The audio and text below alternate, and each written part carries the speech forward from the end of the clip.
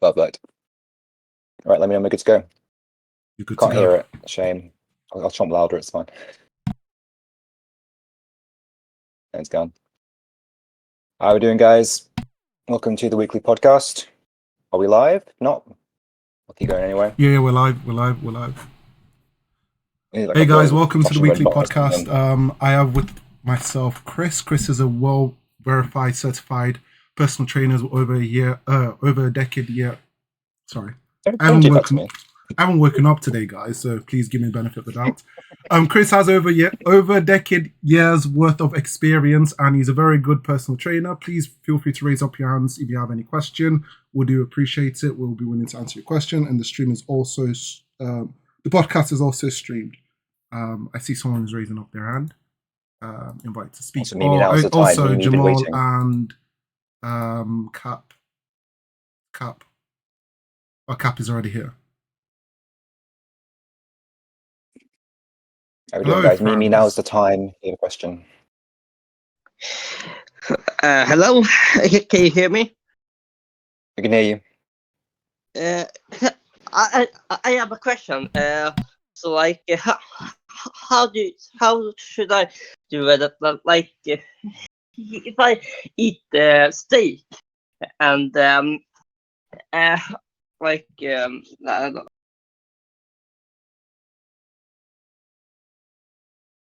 think he's gone. No worries, man. Come back if you have time. Take your time. It's not a hurry. Plenty of time. If you have questions, don't have to rush it to get it out. If you want to come back and ask the questions, please do. I'm ready. No problem with that. Take your time. Yeah, that's a really good point, guys. Don't worry. Feel free to ask your questions. Don't be shy. And you can use the text chat if you want.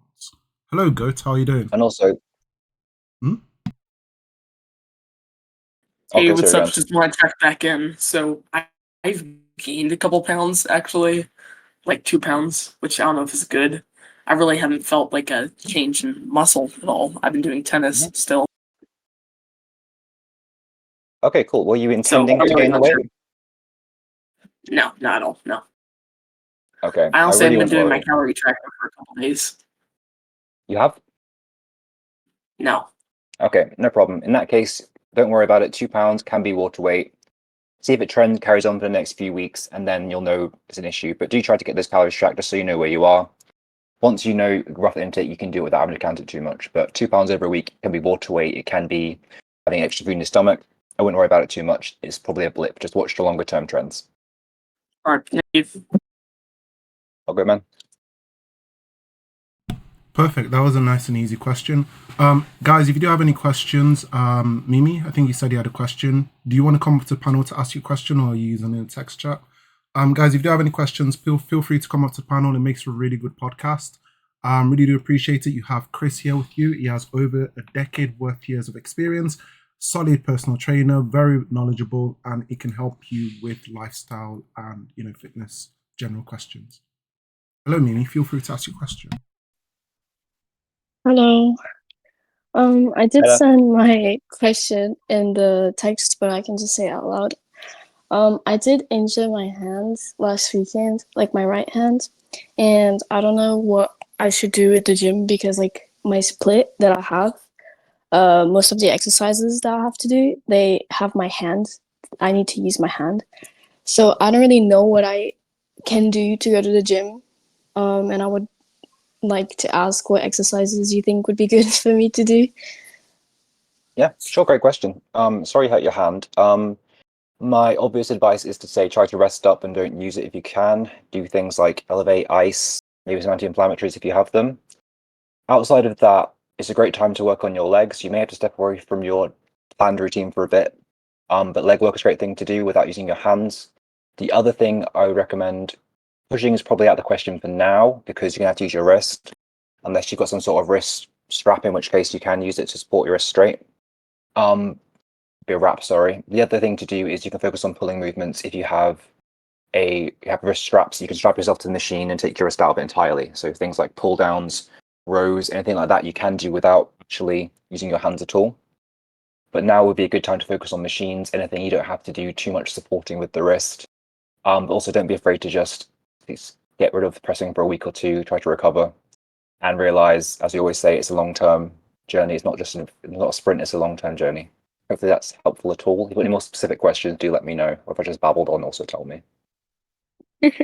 Yeah, it was helpful, but like I thought I would do legs, but the exercises I have on my, my leg day, it's like they do need my hands. Like leg press, leg extension, they do need your hands, to hold. No? Okay, in that case, you can look into using straps to hold it instead. You don't need to actually do that. Or you can, I suppose, go super light and work on form, work on the muscle contraction. There's obviously different ways to progress without having to add weight and do sets of that intensity. So instead, you could do leg extensions without having to hold on. You could do lighter weight and work on your isometric contractions at the top. You could work on really slow negatives.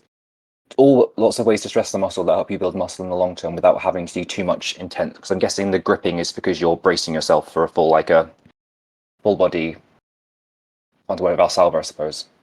Does that sound like anything that you could do instead? Or you could swap it out, different alternative movements. You could change instead to, say, a split leg squat. You could do lunges instead for your quads.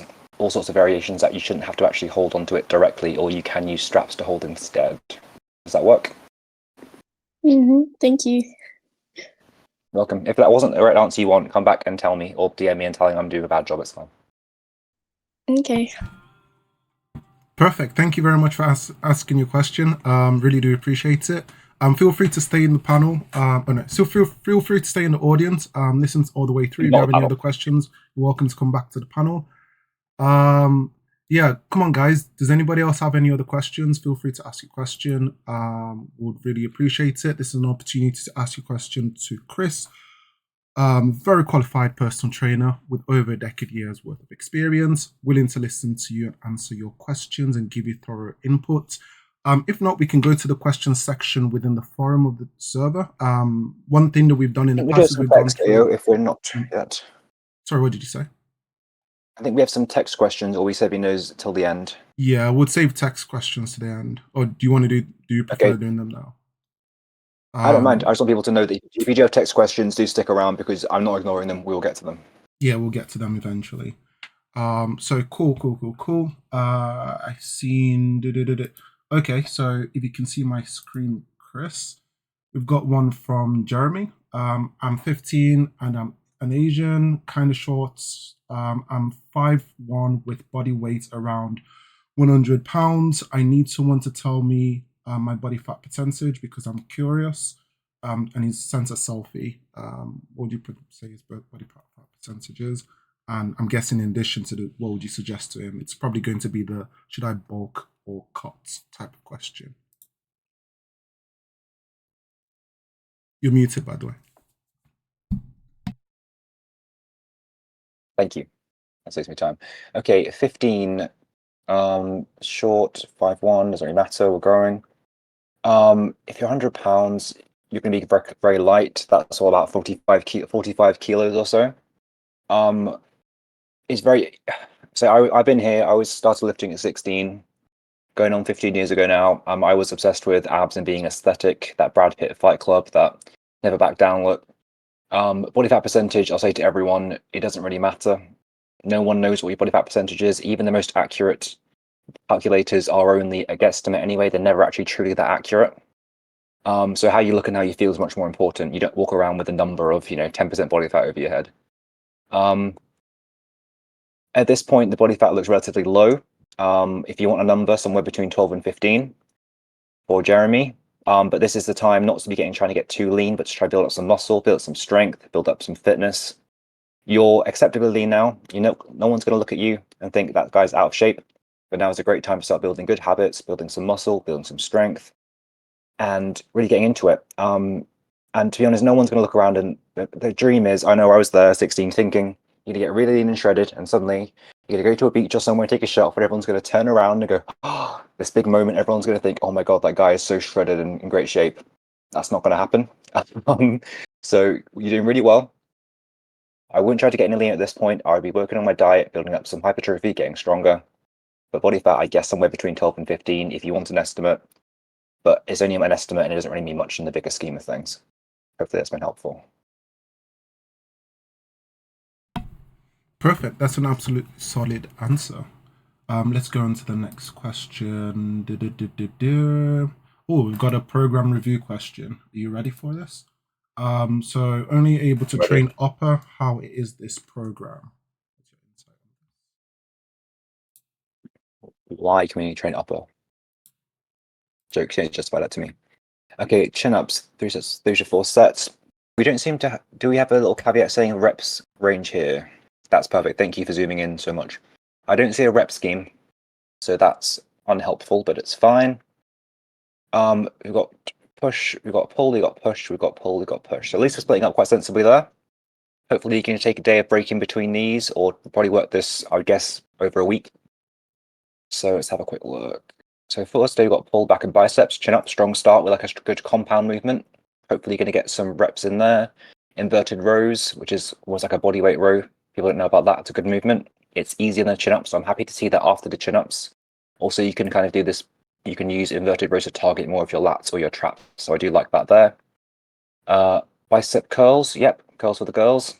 Not a problem there. 3 sets. Quite moderate. We like to see that. Push downs. I will quickly say that is a tricep exercise. So that's not going to be in the bicep day ideally, but it's not a big deal. But that is balancing out. That's fine. Dumbbell reverse flies, which is going to be working on your rear delts. So that's good to see. We're hitting quite a few movements to the back here. Biceps and a little tricep, which we're not mad about. I'm not angry about that. Day 2, push, chest, shoulders, and triceps. So a bit busier day. Dips or push-ups. Yep, we like to see a good compound movement there. We're not afraid of body weight movements. We're also not afraid to add some pauses, hopefully, or add some weight if we need to. Again, hoping we're getting good hypertrophy rep range here, if that is the goal.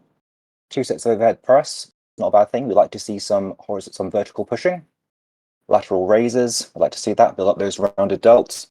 And more push downs again. So that's not a problem. But that's push downs. I've noticed that is 2 days in a row. Not a bad thing, but that is 2 days in a row of that. So not an issue there. That's quite fine.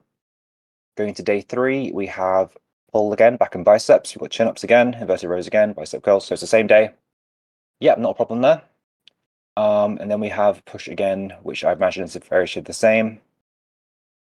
Yeah, that's relatively solid. It's not a problem there. I'd like to see probably a day rest between the triceps and not necessarily a triceps day 1 and day 2, maybe day 2 and day 3, and day 2 and day 4 instead. But that's not a problem without having the. I can't see any chest isolation exercises in here, which I'd like to see, like a chest fly or like a cable crossover, maybe just for. Let me put that on one of the push days if possible. Outside of that, you're hitting most of the muscle groups. I'd like to see maybe a different row in there, and maybe put in a seated row if you have access to that. I'll have a seated row. Maybe swap it out one day for the inverted rows, and maybe put that on one of the back days first instead of the pull-ups, chin-ups. That way you can maybe have a lat focused day and have a start of a lat focus, and one day can start with a trap focus. But not a problem. This will work for you very well. I would like to see some chest isolation in there if possible. Not bad. Perfect. Absolutely amazing breakdown. Most people pay good money to get that. As you can see, guys, don't feel shy. Make sure to ask your questions, and Chris will be willing to give you a good breakdown. And speaking of asking questions, hey, how are you doing, Radu? Feel free to ask a question. Hello, can you hear me? So I can make sure everything's good. Okay. Earlier today, I saw a child in the gym. I asked him how old is he, and he told me that he's 9. So my question is going to be about an opinion from you, Chris. What's your opinion on children, especially starting the gym at young ages? Excellent question. Let's see this, because a lot of gyms around me have policies you have to be a certain age to join, which I think makes sense. I think generally until you hit generally late teens, maybe 15, 16, I don't want to see you lifting too heavy. I do want to see more kids and teens being active, so into sports, into running, sprinting, jumping, anything that's dynamic or sport-like. You can do weights at that point, but I don't think it's wise to go too hard into a hypertrophy phase or too much of a heavy strength training phase. I mean adding too much weight, meaning too heavy barbell movements particularly. They're not bad for you, they're not going to hurt necessarily, but there is a high risk of injury. And also your hormones are simply not primed to be gaining that much muscle at that point anyway. Your body's trying to grow, and that may be distract from that. So to summarize, I think if you're a kid, you're you're very young, you should be moving and being active. That can give you a tremendous foundation for building muscle and strength later on. But I wouldn't want to see anyone really going on a specialized hypertrophy routine really before absolute youngest 15. I know TikTok, you see people who are bigger than more muscular than me at 12. But I don't think that's a good idea. I think you should save the proper hypertrophy exercises until your hormones are really kicking in. And before that, be fit and active and use that to build a foundation for fitness and health going forward. Well, I myself, I am 14. Yeah, soon I'm going to be 15, and I understand what you're saying. Okay, cool. That's great, man. But then, what? That's good. Carry on. Sorry to interrupt you. Yes, don't worry. Well, in Romania, where I'm from, in Europe, the policy here is that if you're children, if you're a child, sorry, and you want to go to the gym, your parents need to sign a paper which asks you, the gym is not responding if you're getting hurt. Like, the gym does not take any It's a disclaimer. yes. Yeah, like if something happens to you, it's your fault. Especially your parents, because they let you go to the gym. When I started to go to the gym at 11 and a half years old, I went with my parents only. And only at 13, and only when I was 13, I started to go on my own. Because by then I understood that ego lifting, sometimes I myself have some moments, but ego lifting is bad. So I don't say any other word. Yeah, And absolutely. I prefer not much hypertrophy, but I prefer to go to failure much and just go like high intensity and moderate volume, not too low, not too high.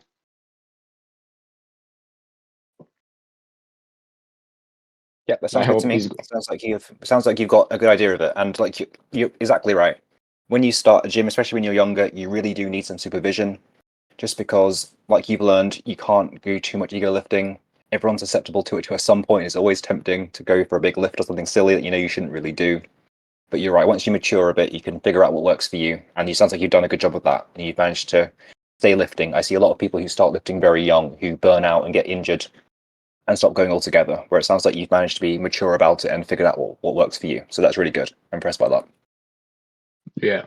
Well, I had some help from other people who are more experienced than me. Perfect. Love to see that. Really good. Okay, this was everything. Thank you. Awesome. Thank you for the questions, man. Appreciate you coming on. Thank you very much for the questions, Radu. Really do appreciate it. I'm going to move you back to the audience, but if you do have any other questions, or you can move yourself. If you do have any other questions, feel free to ask, dude. Listen to the very end. You might be able to get something insightful. I have this playing in the background while you're playing your games or, at the gym. And yeah, happy to help you. Cool. YOLO, thank you very much for waiting patiently. Feel free to ask your question. Oh, hello. Hi there. Okay, so my question is, since I'm 16 years old and I'm going to the gym, like doctors have been telling me earlier that it's not really the best idea to go to gym as 16-year-old. And lately my joints started hurting when I do curls mostly with I forgot what's the bar called, the curly bar, when I do with that, Yeah. my joints really hurt. So what do you recommend? What can I do to like? Yeah, good question. Okay, so this is actually a common thing. So doctors are right to be cautious, but also if you're sensible and careful, it's not a problem. Okay. Again, not medical advice, but I started at 16. I'm 31 too soon, so it's not going to kill you. It'll be fine. You're talking about an EZ curl bar, sort of like a bend in it, basically, like that. Yeah. That can be quite stressful in the elbows. So, and that's for anyone, not just for young people. I find that quite stressful on my elbows, so I don't personally do that movement. What I would recommend instead is maybe trying out some cable movements. And if you want to do a regular curl, do them after a couple sets of hammer curls for high reps. So hammer curls, I always explain it, but your hands are facing each other, like you're holding a hammer. I know that. And yeah. Not just for you, everyone. Do a few sets of high reps for those, maybe 15, 20 reps. Not heavy, just get some blood flowing. And then just go into some cable curls, or maybe go onto a dumbbell. Maybe stay away from the EZ bar, and I certainly wouldn't do many barbell curls very often. I find them very hard on my wrists and elbows because you can't rotate them. There's no flexibility to move. So if EZ curls are hurting your wrists or your elbows, I would start some light cable curls, warming up, and then move into some regular cable curls, either a bar, so both at the same time, or unilateral, one in each hand.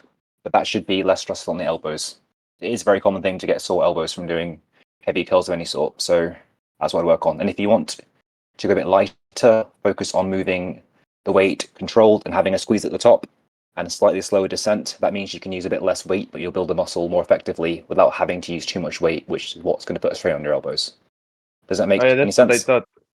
Yeah, that's what I thought. Like, if I lower the weight, I'm probably not gonna be as productive, but it's not gonna hurt that much, you know. You can still be just as productive. It's just different ways of doing it. So adding weight is only one way to get better. You can still build muscle by having high quality reps, high quality sets. So I'd recommend, doing that, slowing down the negative a little bit. It doesn't have to be a 5-second negative, but at least slower than the positive. And you can add a squeeze at the top. Maybe squeeze it hold for 1 or 2 seconds at the top, then down to the bottom, pause at the bottom, all the way up. There's so many ways to build up hypertrophy and get stronger and build muscle. So don't worry about just adding weight. And this will also give the elbows a chance to recover, and maybe you can move back to the EZ curls afterwards. But a little break from them sounds like a good idea to me. Okay, thanks. Also, one more question. Do you think it's too much to do for reps, like 50 kg on bench and like 70 kg on deadlift? If I'm young, let's say. Not if your form is good. No, that's not a problem. It doesn't come down to a certain weight or anything. As long as you are doing it controlled, your form is solid, and you're keeping the form throughout your set, I wouldn't worry about that too much. It's all relative. Not a problem. Okay, thanks. You're welcome. Thank you for the questions. Perfect, dude. Thank you very much for asking the question. By the way, how often do you join the podcast? You join like every week, right? Yeah, almost. I only missed one. Absolutely perfect. Good news. I have a special sorry, Chris. I have a special surprise for everyone who's been joining the podcast quite frequently. I will try and remember names. So to claim it, stay to the very end. Cool. Yola, I'm going to move you back to the audience, and I am going to re-invite Radu. Guys, if you do have any questions, this is a great opportunity for you to ask a question. I know some of you might be shy, don't feel shy. We treat everyone with respect. And don't feel like your question is silly. And if you need to talk it out, feel free to talk it out. It makes great for a good podcast. And as you're asking it, there's probably someone in the audience who probably would want to ask that same question that's potentially shy as well. Perfect. Radu, feel free to ask your question. Okay, so I'm sorry for being here again, but I saw that nobody's going to ask anything. So, some time ago, like 1 year ago, I had some problems with my left shoulder. Like, not the muscles, not the bones. I don't know how to say it in English, but I think you understand. Especially, I had this pain developing, especially when I did the seated chest press machine. I think you know it. Mhm. Not when I work for the lower chest, but for the upper chest. Okay. And even though I some kind managed to resolve it, like I hadn't even touched these exercises in a long time, I've substituted them with something else, with bench press, dumbbell bench press. I'm curious why. Because wait, before you answer, let me tell you. When I did the wrong execution of the exercise, my shoulder will not hurt. When I did the correct form, my shoulder will start to hurt. Very.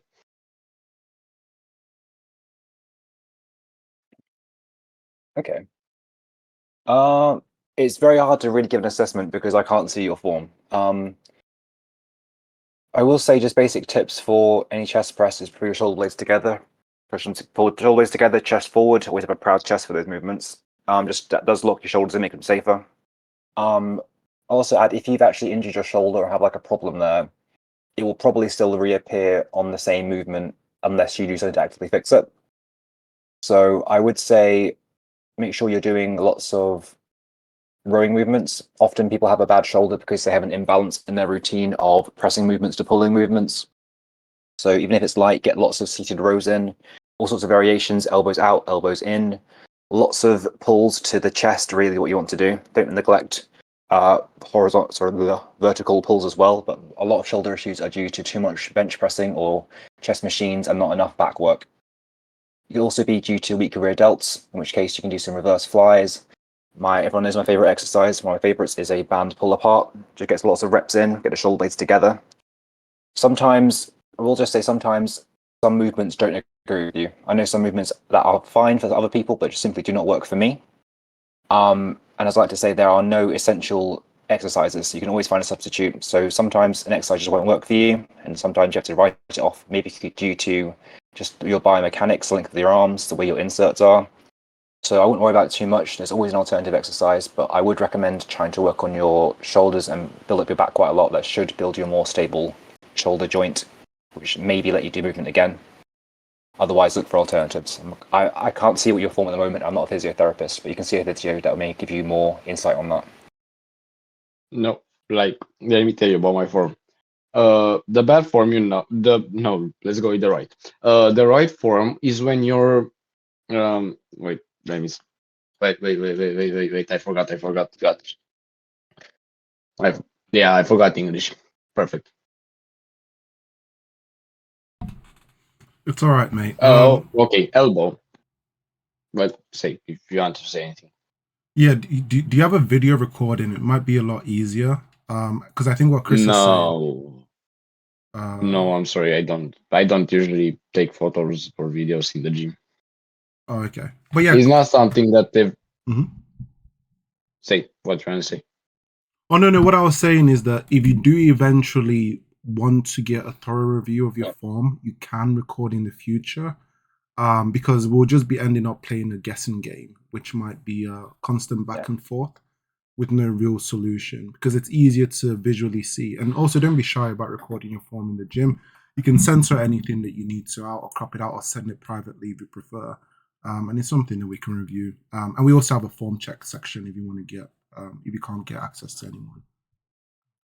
Okay, but let me, as a visual, like what I can say about elbows position. When you work chest, this is what I know. When you work chest, your elbow should be lower than at your chest level or lower. That's where it starts to hurt. If I get them at the shoulder level or even higher, which is not like a little bit, not too much because I cannot go higher than that. That's a bad form, and that's the form where my shoulder doesn't hurt. I think you can imagine. I can roughly imagine, but I will say, whilst there is a generally accepted form for each movement, there is room for individualization. So if you find it hurts your elbow to do this form that you think is the correct form, I would suggest maybe trying the incorrect form to see if it works for you. Like I said before, everyone is slightly individual, so there will be some biomechanical differences. But if the form works for you and it lets you train the movement without pain and lets you build muscle, there's nothing wrong with doing that. Don't worry about that at all. If it works for you and you know that and you're safe and you know when to, how to fail a rep properly, I wouldn't worry about using unorthodox form if you've already got some experience in the gym. But ideally, if you can get a video, I'd love to see it. Then we can really do a proper analysis, because this is kind of a shot in the dark at this point. But if you do find it works for you and you know you're safe, you know how to bail a failed rep and you're not going to hurt yourself, experiment. Don't worry about using what's technically the right form all the time. It's worth trying out different things if you know it works for you. Okay, thank you. Next time I'll get a video myself to show you if there's no problem. Looking forward to it. And unless nobody wants to talk, I have another question, which is on opinion based. What's your opinion on overtraining? Like, what's your what? Wait, no. When do you know when you've rested enough? That's the idea. When you rested enough, as in during the week or overall, or what kind of time period we're talking about? Between workouts, like in the week. Okay, well, hopefully you'll have a routine. And when you're ready to go, you're not in too much aching pain. Hopefully you're not got too much muscle soreness. Hopefully you're looking forward to the session. You've got high level of motivation. You're looking forward to it, so you're not dreading the session. You know you're not too hungry before the session. Your hunger is in check. You've slept well beforehand. You're not too tired. You don't need loads of pre-workout. But a lot of it is basically having a routine and then building up your stamina to fit the routine.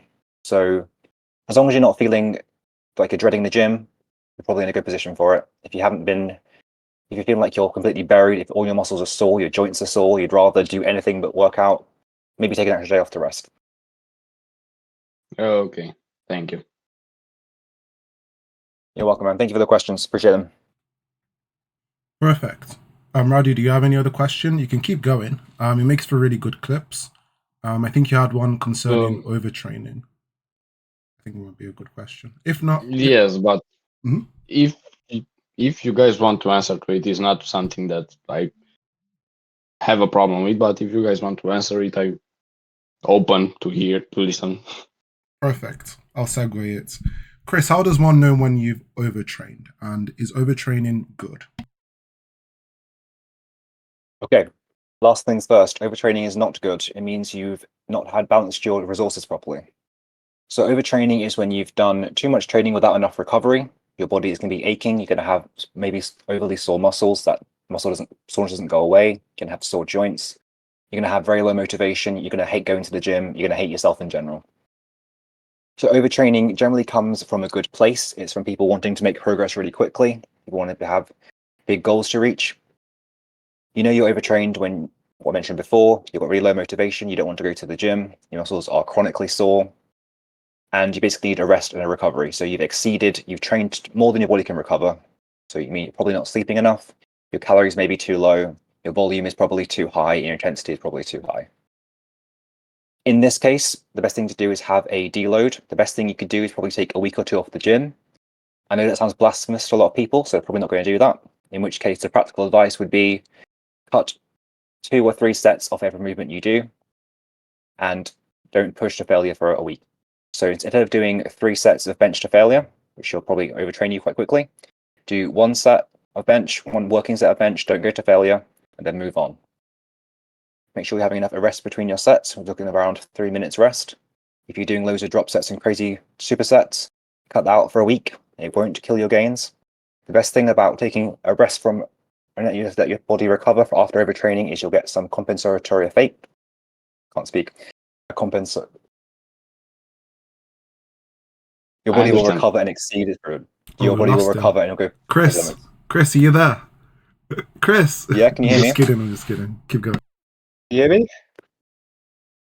Yes. Okay, hey, you're messing me up, man. So the best thing about having a rest is your body will recover beyond where you were before, and hopefully you'll gain some extra muscle and some strength.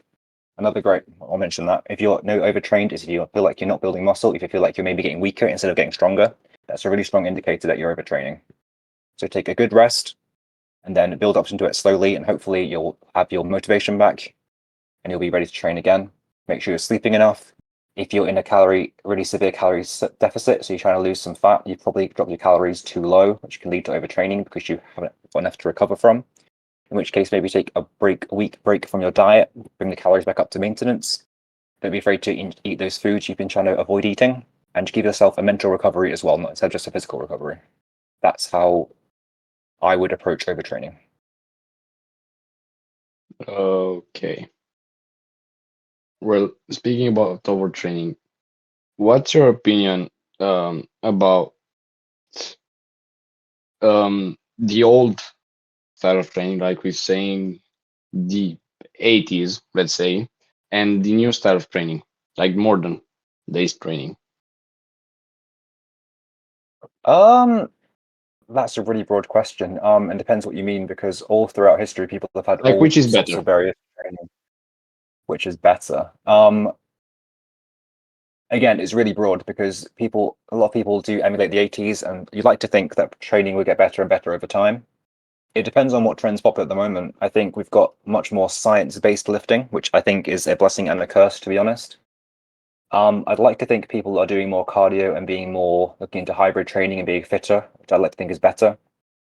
And there are also some really good developments in gym, like exercise machines as well. So I'd like to say modern training is better than the 80s, but you can always learn something from everyone. So it's hard to give a concrete answer. And Mimi, I know your question's here. I haven't forgotten you.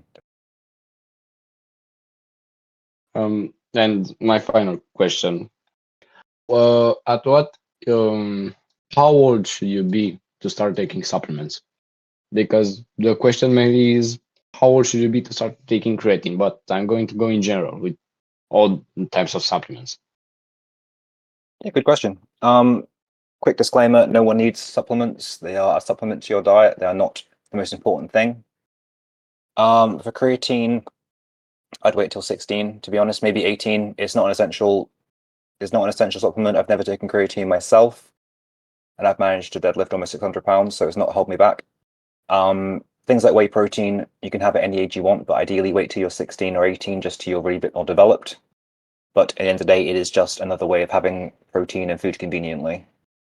So I wait till at least 16, but there's no rush to take any supplements. No one needs them. Yeah, there's no rush.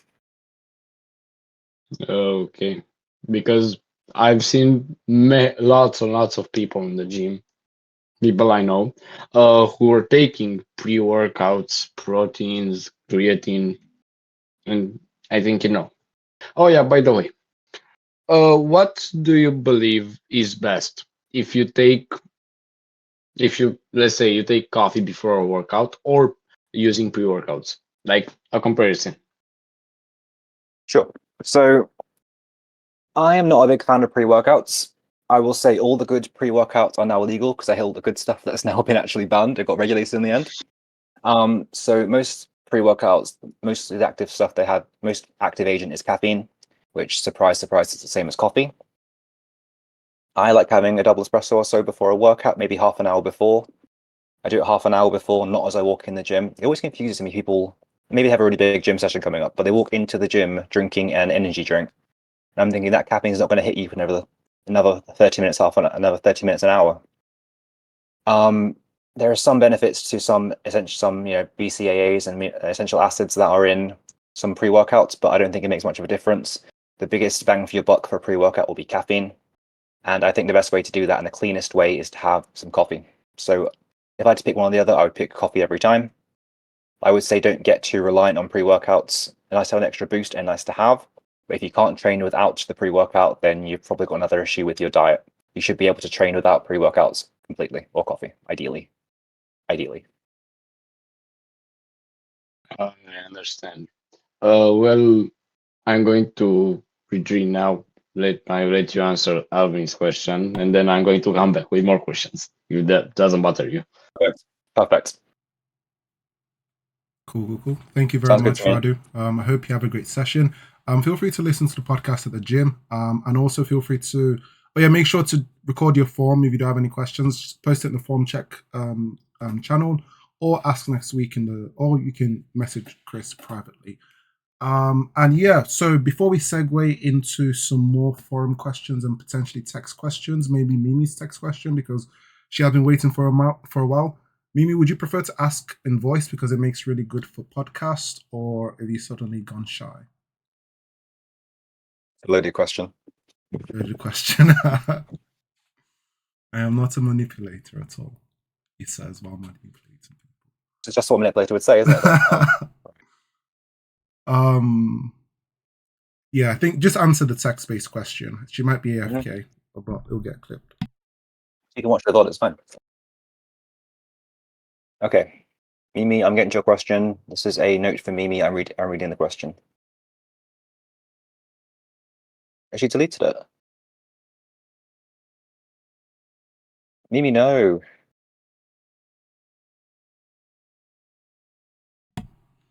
Mimi, no, she's deleted it.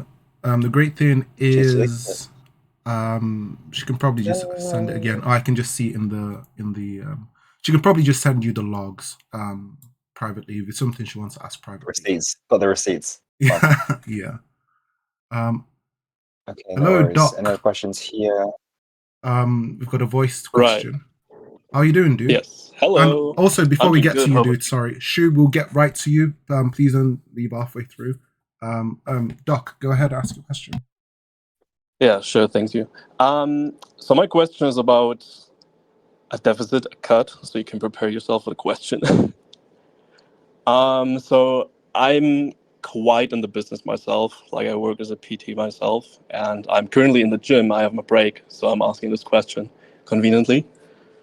So I've had a lot of approaches in the gym about cutting weight, which is quite interesting. So the general approach of cut is like what I witnessed, like 500 calories. That's what they recommend the most of the time. There's also different type of approaches, like the 1% rule, that you lose like 1% of your whole body weight as calories. For some people with less than 200 pounds, it's gonna be like, less than 2 pounds per week. And some recommendations are that you should like stay at 2 pounds or less than 2 pounds or at 500 calories. So the problem is with all of those recommendations, you start to lose what is really possible for people. For some people, it's like 500 calories. When I have a client, let's take me, for example, I'm 255 pounds, so I'm like pretty big myself. This would resume to 255 times 1%, which is 2.55 pounds. If I convert that to calories like per day as a deficit, it's going to be 1,275 calories. So in the end, I have somebody who's going to like slander my approach for having a cut that high. Well, somebody is going to be like, dude, why don't you do 500 calories instead? You're going to ruin yourself. And then I don't know if you have experience or if you know Craig Nichols maybe, or Stronger by Science. So he did like some kind of approach himself in where he said that, well, he did a whole complex calculation, but it results into if you have more than 20% body fat, you can lose more than 1% of your body weight. So there's like 20% body fat divided by a rate of 20. So presumably I have like roughly 30% body fat. That's going to be a cut rate of 1.5%. So the recommendation of a deficit is going to be too high for me personally, but it's going to be about 1900 calories. I'm not going to cut 1900 calories. That's insane. So I take my TDEE, like all of those things, and sedentary, obviously, and the amount of things I do every day, like steps and workout, work, and my needs and so on. And I'm going to like get up to, let's say, 3,500 to 4,000 maybe at some days. And if I eat 2,500, I'm going to be in a cut somewhere between 1,000 and 1,500, right? So 1,500 is a lot sometimes, but it's definitely doable for me. My question is, like, how much deficit can you really handle with all of those sciences and approaches? Because a lot of people in the server pretty much confuse me when I speak about it. Sure, good question. And this is a classic example of there being so much information out there for fitness now, it gets caught up, and so many things are saying a similar thing, but enough distinction to confuse other things. So basically, my approach is if someone has a lot of weight to lose, like you said, they can have a more severe calorie deficit because there are more to lose. It's making it more safely. For a 500 calorie deficit for a week, that is generally a pound lost a week. So we'll say if you do 1,000 calorie deficit a day, that's about 2 pounds a week. If you want to have 2.5, like you said, that would be about 1,250 calories a day deficit. This can sound like a lot, but if you have a lot of weight to lose in the first place, this is not a problem, to be honest. If you've trained a skeletal muscle to hold on to, that'll make a big difference. You can retain the muscle as well and train hard, like it sounds like you're quite a muscular guy. I wouldn't be too bogged down in numbers because we are real people. We live in a real world. If it was all down to exact calculations, it would be a very different world we live in. So I think it also needs to consider the speed of how fast you want to lose weight. because that comes down to sustainability as well. Because often, if I have a client who's severely overweight, they have a lot of weight to lose, we'll generally have quite a harsh calorie deficit to start with, and then slowly taper it off. Part of this is because people want to see fast results quickly, and giving people a fast result in a few weeks, the scale going down can be really encouraging for motivation. But then we do always slow down the calorie deficit, and we slowly build it slightly. Instead of saying 1,000 calories, we'll go down slowly to around 500 or maintenance that way. I will say there's other things to burn calories as well. So it's not just, I'm sure you know this, but like you said, activity, doing some low intensity cardio is a great way to burn some calories without having to take out from the diet. So in that case, if you want to maintain that and not have the calories too low, I would add in some more low and slow cardio. Maybe an extra half an hour of uphill walking on an inclined treadmill each day. That can burn between 300 to 400 calories a day. That can make a big difference to the calorie deficit without actually taking food out of your diet. So I would look into other ways to reduce the calories by increasing your activity in that way. And also that shouldn't add too much to your hunger. The issue people have when they do too much cardio that's really extensive cardio is they get very hungry and they completely imbalance the calories lost from exercise in the diet they eat afterwards too much. So I'm not sure if it really answers your question, to be honest, but generally 1% is good if you haven't got a lot of weight to lose. If you want to lose weight faster, you're going to have a more severe calorie deficit. If you're happy to do, the most safe way is to do around 500 calories a week if you want to hold on to your muscle if possible. But then again, that means if you do 1%, lose 1% of your weight each week, after 10 weeks you've lost 10%. Where's that going to put you for your goals? If you're happy to have a longer and slower diet, which is more sustainable, which I generally like, because you can still keep your strength up, still build some muscle along that, I think, hopefully. I would happy to do 500 calories, but if you want to have a faster, more aggressive cut, there are obviously pros and cons. You're going to lose some muscle likely if you're too severe with it. Always throughout this for a diet phase, have your protein high. Make sure you have lots of low calorie density foods, lots of, say, vegetables, lots of things that can fill you up without having many calories. Don't drink your calories, eat your calories when you're trying to lose weight because it makes you more full. Make sure you're hydrated. Make sure you're sleeping. Hopefully that's answered your question, Doc. I'm sorry, I kind of gone off track there a bit. Does that make any sense to you? Yeah, just a little bit because I work in the business myself, right? So, but it's good for everybody else to witnessing or speaking about it, right? I do all of that myself, like keeping food volume up but calories low, making sure I get my proteins in and so on.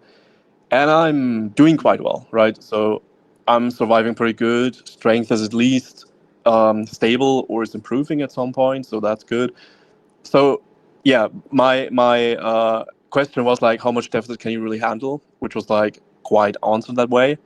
So you would say if I'm doing good and I have no problem whatsoever, I can still go on with my let's say 2 pounds a week.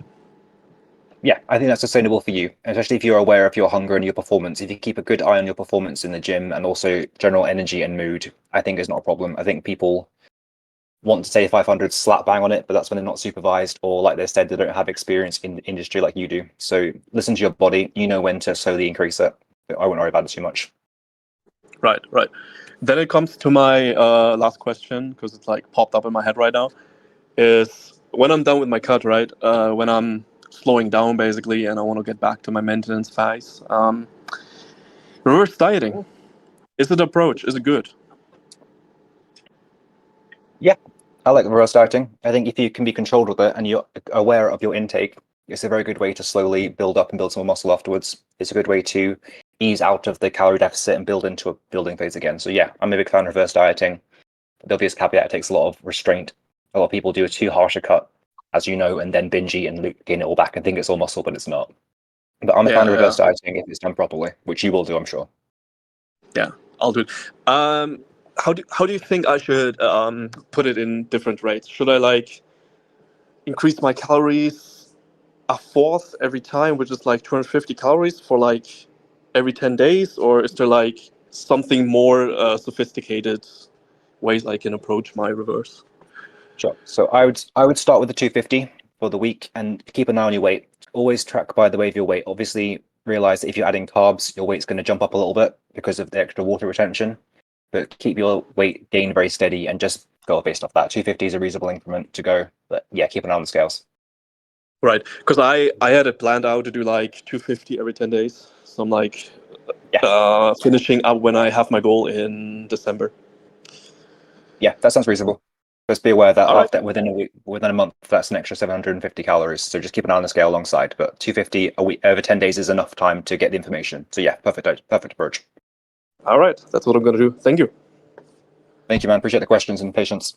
Yeah, thank you very much, dude. I actually enjoyed that back and forth. Very insightful, high level Actually questions. enjoyed. Pardon? Yeah, I actually enjoyed. In the Brand past, said it's actually boring. enjoyed. I'm just kidding. Thank you very much, Doc. Really do appreciate it. If you have any other questions, any high level questions to potentially test Chris's knowledge, any for just general discussion that can be educational to even myself, would really appreciate it. I'm going to move you back to the audience. Feel free to raise your hand. And thanks for joining, which is a good segue to Shu. I hope your profile picture is safe for work. And welcome back, Army Vet Gaming. Hello. Sorry, Shu, just to cut you off. Yeah. To everyone who has been like a loyal attendee of the podcast, there's a special reward at the end of the podcast. Make sure to stay to the very end. Really do appreciate you guys. I know some of you, but from it's funny because I don't see Lobster today. He normally is here. Tiny is here. Army Vet Gaming's here. I remember Mr. Clean. I remember YOLO. Radu has been here quite frequently. Khan has also been here quite frequently. If I'm missing anyone, please do let me know. There's a cool reward for you guys. Here's a lot. Thanks for Samir's here a lot. Randy Raz a lot. Morningstar here's a lot. There are a few. I only remember people by their profile pictures. I'm not gonna lie. So if you changed your profile picture recently, I might have forgotten you. Ash, I remember. But yeah. Sure, go ahead to wait before you ask your question. What was you said? Wait, you said you got this from Google, right? How did you come across this picture? That's I have doubts if this picture is actually safe for work because I don't know how I got this. Okay. I really don't remember. I was doing something with my friends at school, and we just said, yeah. We need to find a picture for our group chat, and I just stumbled upon this, set it as my Discord PFP and in the group chat. So I would use that same excuse myself if I, was searching for that specific query on Google. I'm just kidding. Go ahead and ask your question, mate. Yeah. All right. So I have an issue. My metabolism is way too fast. I've been consuming around 4,000 calories for the past 12 weeks. I've been exercising for the past 8 weeks, and I do not see any weight gain.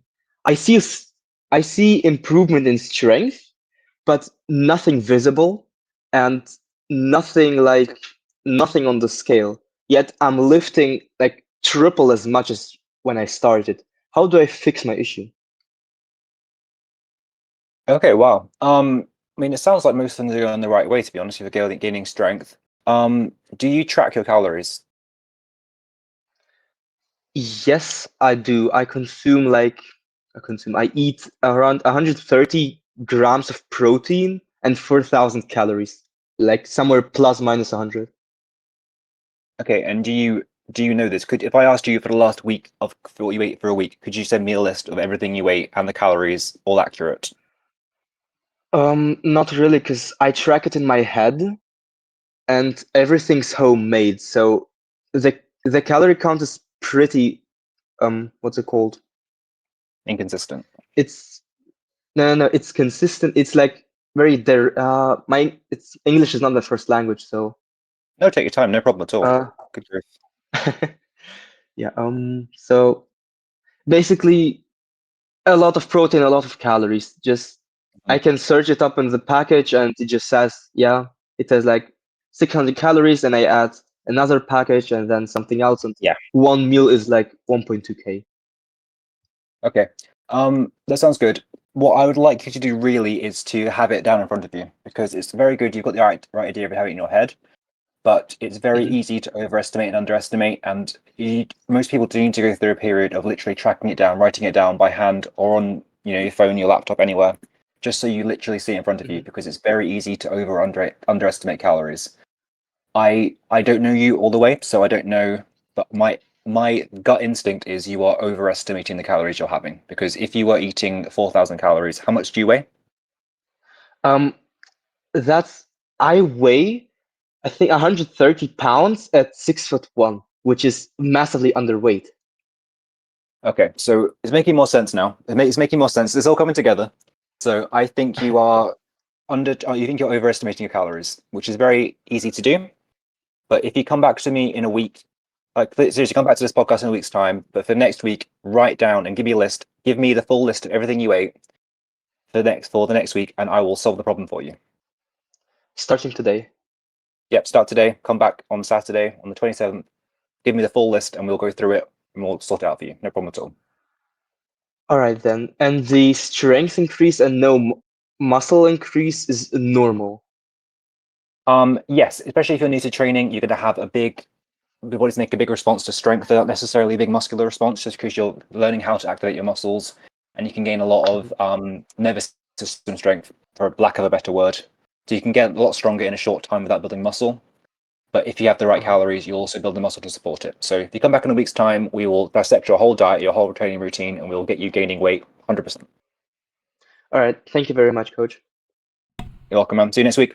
Don't forget. Bye-bye. Thank you very much, Shrew. Hopefully you haven't been banned by the staff by then. I'm just kidding. Because of your profile picture. We know where the weight went, don't we? Cool. I see two people raising your hands. Alvin and Franz. Thank you very much for waiting patiently. I'm going to go to Alvin because I don't think he's spoken before, and then I'll go to Franz. Thanks for the wait, guys. Really do appreciate it. Can I hear now? Yeah, we can hear you, dude. How are you doing? Feel free to ask your question. Thank you. Last week, I was 49.6 kilograms and now I am now 50.55 kilograms. The watercolor is like milk, really helps, and dark chocolate wanna. Wanna as my training is 3 days per week and I'm planning to change it to 6 days per week. Monday, Wednesday, Friday is my upper, and Tuesday, Thursday, Saturday will be my lower. Is this will be a good idea, or should I stick with my 3 days workout? Yeah, good question. I'm glad you're gaining weight. That's really good. I'll be honest, I don't think you should necessarily go to 6 days a week. Purely because your body needs time to adapt to it, and if your body weight is quite low, you probably haven't got much of an endurance base to be able to respond to it well.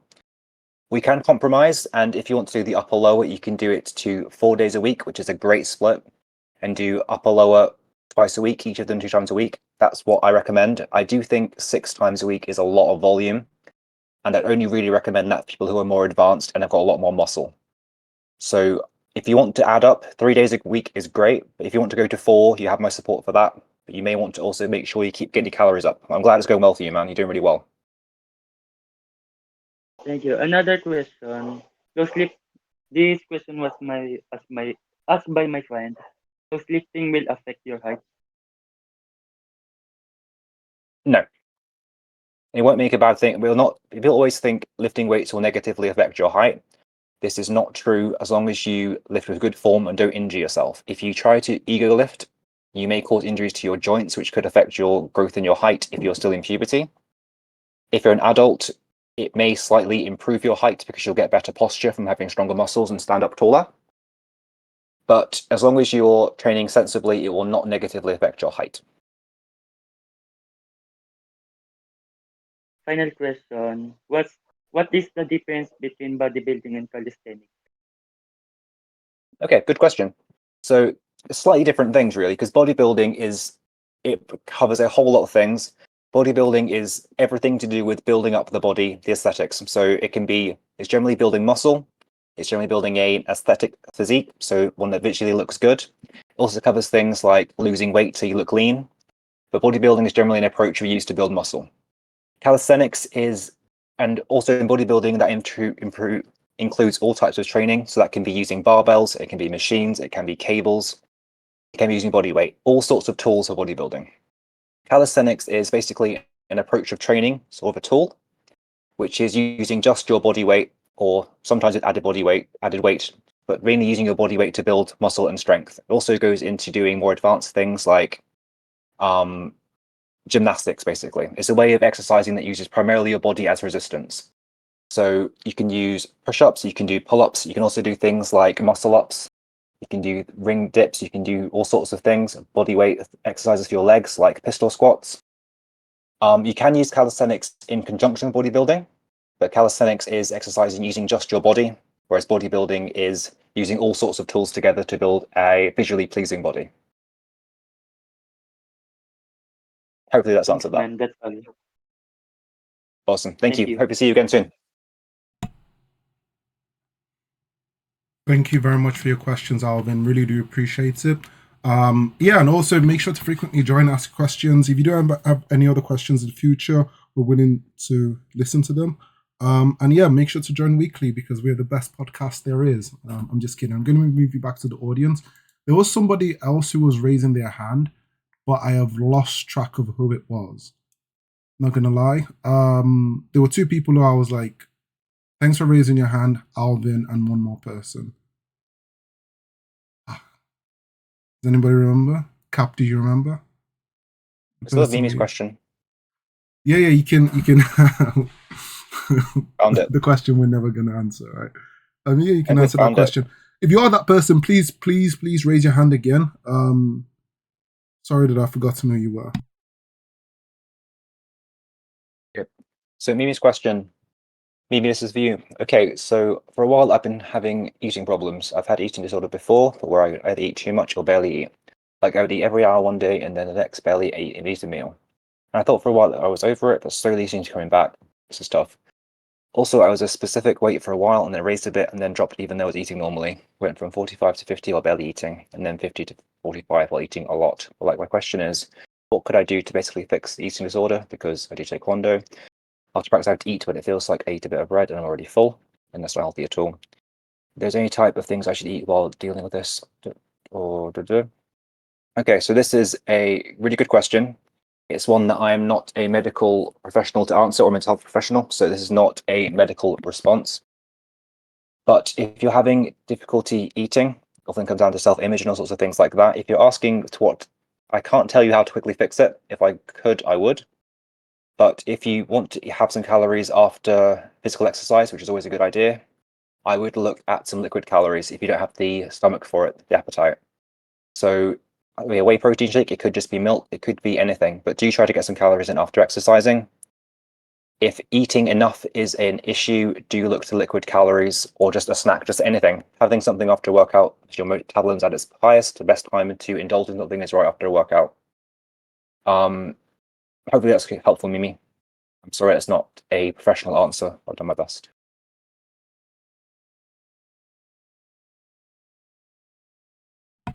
Perfect. Thank you very much for that, Chris. Was the person's name Legion? Did I say Legion? I'm checking the logs. I think it's Legion. Might have been Legion. Legion just reminds me of Dead by Daylight. Real dick of a killer. I hope it's this guy.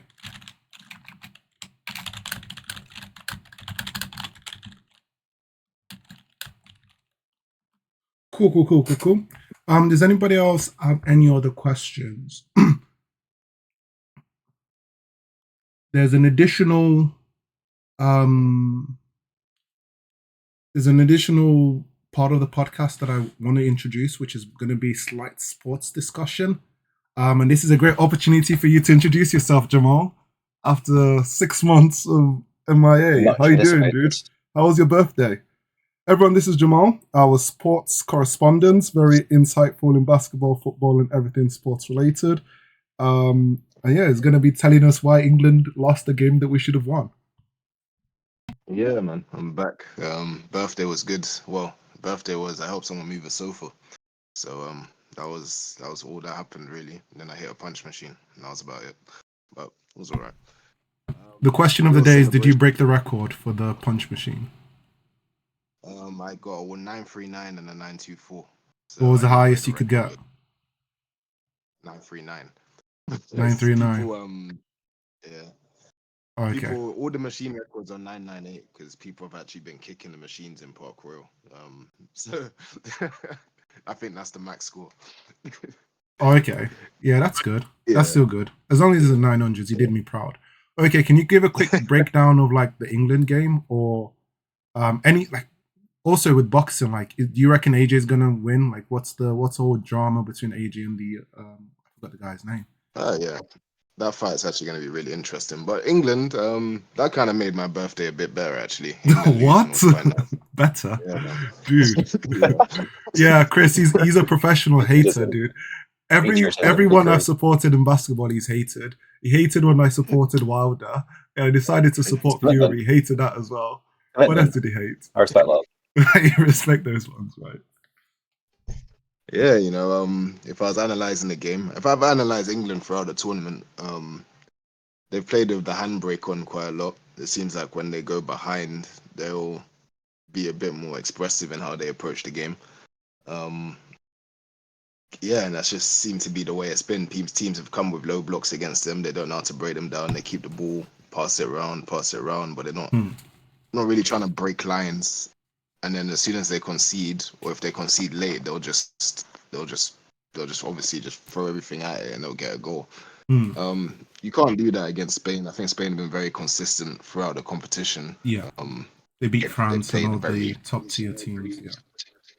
Yeah, and they played each game with the same style. They're very knowledgeable about the way they want to approach the game. It's obviously Spanish football. It's just touches of the ball, one touch, keep the ball moving, keep progressing it, switching it from wing to wing. And yeah, I just thought Spain were the rightful winners. I think England had a little spell. I think the goal that Palmer scored was against the run of play.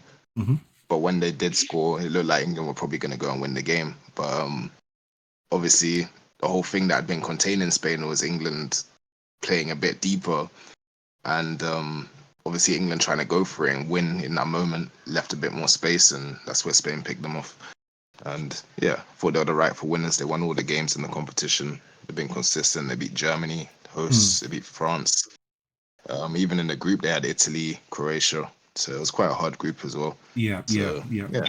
I don't deny that. I think they're the deserving, but I do think that in like another reality, I do think because all of the English players, a lot of them are like rising stars. I do think Harry Kane should have not started. I don't think he should have played that game because we did see the shift in momentum when who was it that got sent to the field and then scored a goal? I forgot his name. Oh, Watkins in the previous round, against Holland. Yeah, Kane it's a weird one. He's the captain, so it's very hard to drop your captain. But I think a good captain would acknowledge that there are people with a lot of potential, especially. And I did see a bunch of really good shots from like Saka because he's left-legged. I think I saw left leg shots into the box and nobody was picking it up. But yeah, that's his movement wasn't the best. But then I heard as well going into the final he had like a back injury, and I think they should have probably had a conversation like him and the manager and said, "Listen, I'm not 100%. Maybe take me out. Take it out, yeah. Keep me available on the bench if you really need a goal." But you've got competent strikers there that can actually make an impact in the game. So maybe there. Generally, I think obviously when you have a captain, you tend to start them. It's just a done thing, and especially for a tournament like this. So I don't know. I think maybe this is the last tournament Kane's going to be the starting striker in because I think he's 31 now. Next World Cup he'll be 33. It's obviously England have a few good strikers coming through as well, so he might actually drop back to the bench by that point. But yeah, I don't hold anything against him for playing the final. Obviously, if you're in that same position, if I was in that same position and I'm playing a cup final, yeah, and he did really good throughout the tournament, so I don't want to look down on him. Cool. And just in closing, you train you train boxing quite frequently. Yeah. What tips would you give anyone? Because one thing that Chris always says to a bunch of people in the server is lifting weights is good, but don't sacrifice your sports for lifting weights. Like keeping up a sport and having a skill is very important. What tips would you give to anyone who's listening in the audience? Maybe they've got a decent physique, they've got good cardio, or they're getting bored of the gym. They want to do something where it's not just lifting weights. They want to do a sport, something that they can utilize the muscles that they've gained or build a skill or for self-defense purposes, or just to be gnarly bastards and just wreck people in public. I'm just kidding. What advice do you give for anyone who wants to start off in boxing? How can they, how did you get started, and how can they get started? I got started. I think when I was at work, I used to like punch things a lot. And this guy said, "Come to a boxing gym with me." And that's how I started. When I was like 19 or 18. But in general, I think actually weightlifting, if you're a heavy weightlifter, will actually work against you if you're boxing. You obviously need you need to be dynamic, and all the lactic acid that will build up in your muscles by the time you get in the ring, you'll burn out very quickly if you expend a lot of energy in there. I think the circuit training we do in boxing is very good for your cardio. We do a lot of like step jumps and like basically circuits of 3 minutes on, 1 minute rest, 3 minutes on, 1 minute rest. Around the gym, on the bags, on the mitts, whatever you're doing in there. Even sometimes you do a bit of deadlifting as well. I think your legs are important. I think you need to do a lot of work with your legs, conditioning them well. Not just putting weights on your legs. You do some muscle training on your legs, but running, cycling, that steer machine in the gym is very handy for your legs, especially if you want to try and do that high intensity as well. But what's the question in terms of what advice what advice do they want? Yeah, just beginning advice. I think you pretty much covered everything, which is actually really good. And this is something that I've been keen on when it comes to like cardio and training legs. And I think Chris has also mentioned it, because there's a bit of a meme in the server where a bunch of people, and it's just fitness industry in general, where a bunch of people are just like cardio, and cardio is cringe, they don't train cardio or whatever. And yeah, from coming from track, I know cardio is extremely important, even if you run short distance, which I never really understood until I got older. And I always used to think my stamina was really bad. And I see a bunch of people who I think have amazing physique, and they're already like sweating while walking on an incline on a treadmill. I'm like, bro, what's going on? I'm like, yeah, definitely. Perfect. I think if someone wants to know the value of cardio, I'd invite them to go to a boxing gym and try and spar for about 3 rounds and see how you feel after 1 round. Fumbled real fast. Martial arts, my god, especially boxing. There's nothing like the conditioning for boxing round. You can't describe it until you've done it. Fumbled real fast. Yeah.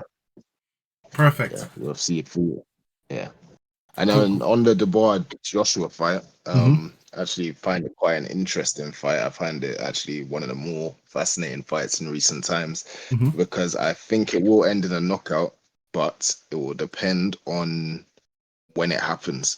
So I think Daniel Dubois defensively, I saw in his last fight against Hrgovic, gets popped way too easily. And if he does that against Joshua, he's going to get knocked out very early, because you can't consistently take those kind of shots. You can't take left hooks like that. You can't take right hands like that from Anthony Joshua, especially with how he's training with Ben Davison as well, where he's really just not focusing on a lot of output. He's focusing on picking spots where he's going to actually put everything into his shots. He will hurt you.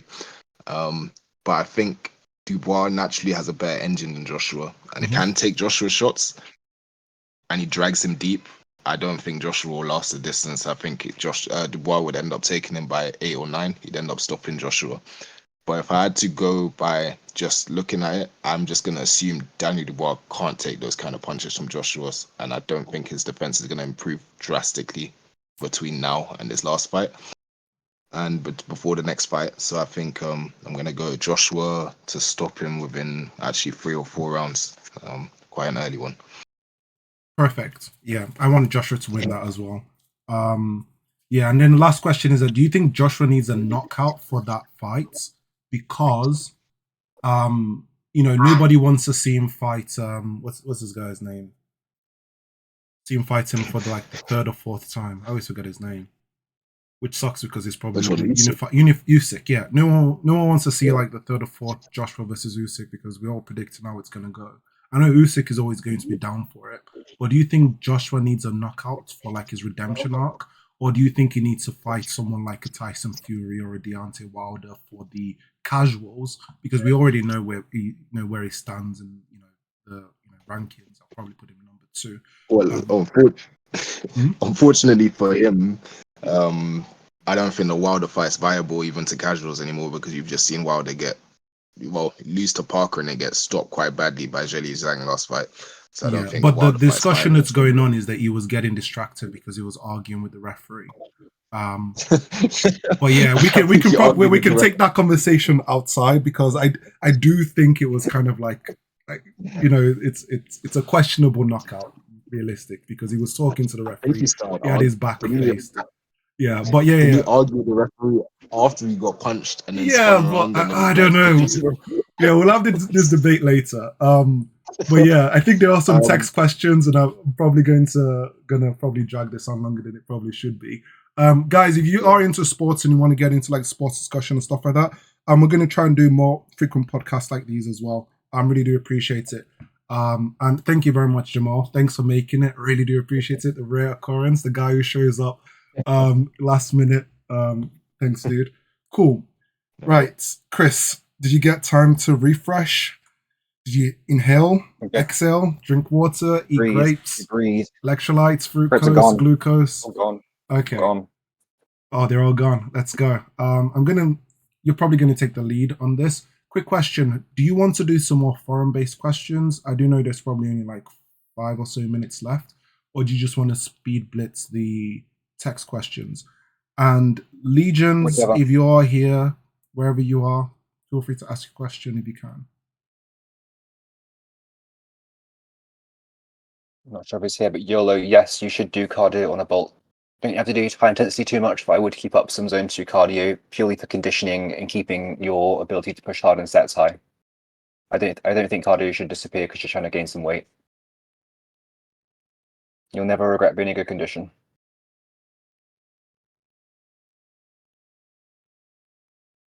After a workout, strength first. How many times a week? You don't need to do more than 4, so maybe 3 to 4. Again, keep it low intensity. Don't be doing too much sprinting or high intensity interval training. Just some easy zone 2, half an hour or so, 3 times a week. That's perfect. That'll keep up your conditioning, keep up your ability to burn fat, keep you in reasonable shape on the bulk as well. You don't get too sloppy. After strength, always put strength first, don't we, Ayo? Oh yeah, guys, remember, it isn't strike force, it isn't strike first, it is strength first. And also do your cardio and do sports as well. Yeah, do your damn cardio. No worries, YOLO. Always a pleasure. Perfect. So which question do you want to start with? Guys, if you can help us out, if you did ask a text-based question, if you can resend it, this would help. I can see one here. Chris, did you already answer that? I think he's answered it in text. There's one in Twitch chat. Oh my god. Ayo, there's a question in Twitch chat. Is there a question in Twitch chat? Oh, nice. Can't spell that on the ball. Our first Twitch question. Thank you very much, Chaos.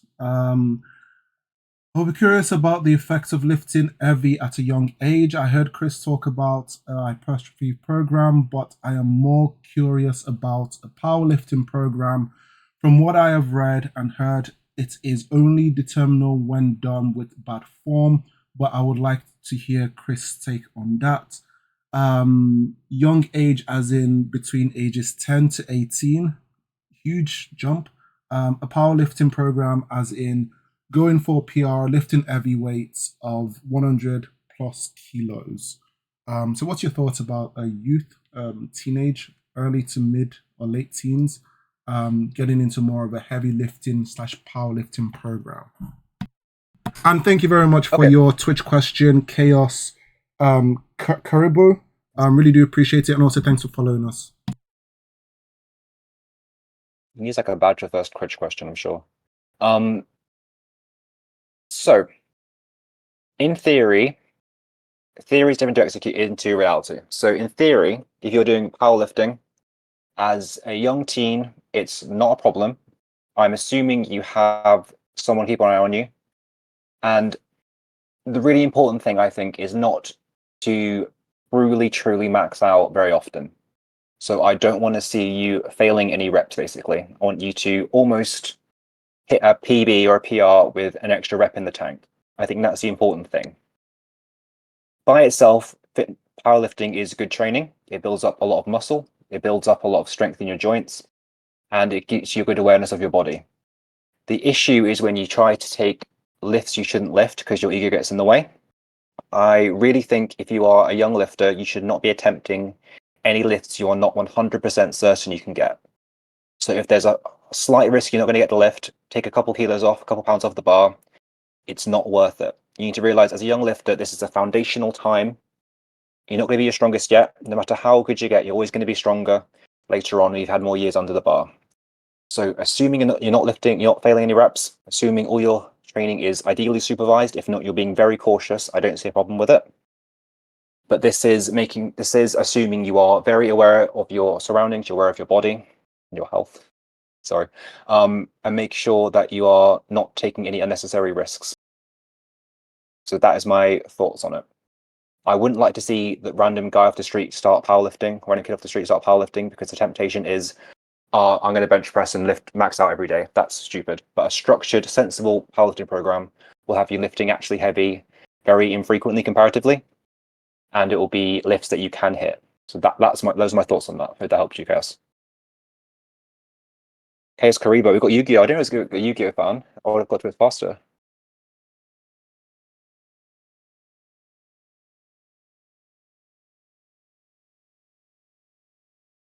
Yes, are we still here? Can you hear me, Ayo? Yeah, I can hear you. Are there any other text-based questions? I'm just scrolling through the questions. I think most of them will be answered. Huge shout out to Cap. Feel free to shout yourself out. Yeah, Cap's MVP. Yeah, we have pretty much come to the end of the podcast. And as promised, unless there's any last minute questions, here's your chance. 10, 9, 8, 7, 6, 5, 4, 3, 2, 1. Is Cap still here? Cap, do you wanna say hello? Have you gone to sleep? Probably worn out. Yeah, he's worn out. Okay, he's in text. Thanks for answering the questions, dude. And thanks for the sports section, Jamal. We're going to get that kick started as well. Podcast must start lasting 10 hours. We start debating. So, yeah. Cool. Yeah, as promised, I don't remember everyone off the top of my head, so Chris, you would have to help me with this.